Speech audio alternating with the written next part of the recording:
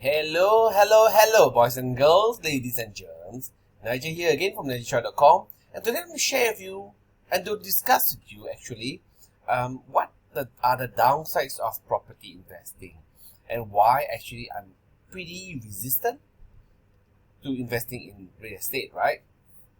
But if you think about it, everywhere you go, everyone loves real estate. In Singapore, I would tell you, my lord, Singaporeans, PR, whoever, I mean, even people from overseas love Singapore property. When there are new launches of property, they tend to get sold out within one day.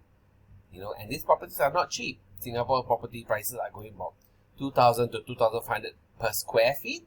So that would mean 1,000 square feet condominium private apartment in Singapore can fetch up from 2 to 2.5 million, 1,000 square feet, okay? But there are quite a number of downsides to property investing, okay? The most biggest hurdle is that there's a big upfront chunk of money that you need to put down, okay? Unless you are swimming in cash. So the practice is that you put 20% down in cash. Okay, you can take it from your CPF if you are Singaporean or PR. If you're not, you're paying that 20% upfront to secure it, right? You do get that property, the process of buying it. That's number one. After you put your 20% down, then you must go get a bank to loan you the 80%. I mean, that's a nice thing about it. You get less leverage. Banks love properties. So you can leverage from the bank as long as you earn the money to warrant the mortgage loan for the 80%, right? Right now, with inflation and interest rates going up, even Singapore's mortgage loans are going up as well. UOB Bank and DBS Bank have already mentioned that they are no longer having fixed rates. They are only going to have floating rates right now. So that means that in the last year, our floating rates was about 1%.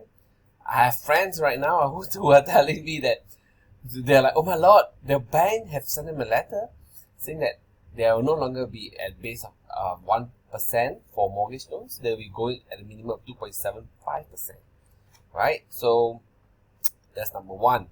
Number two is that it's illiquid.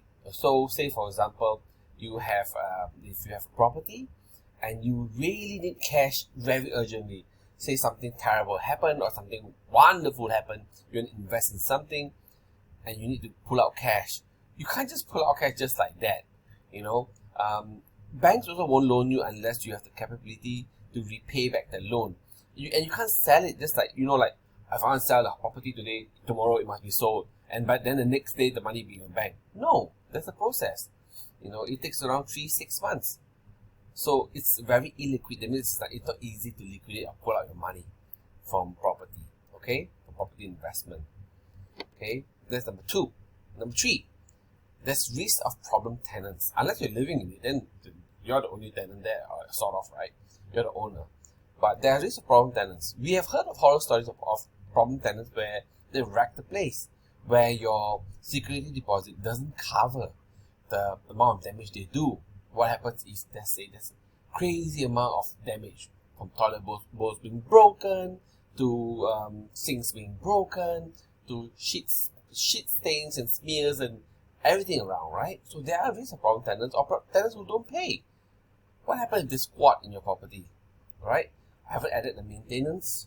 Things break, you gotta fix for the tenants, right? You got the maintenance fees as well, and they have taxes, okay? You have to pay the property tax. You have to pay the income tax on the rental that you receive, right? And these are two basic taxes.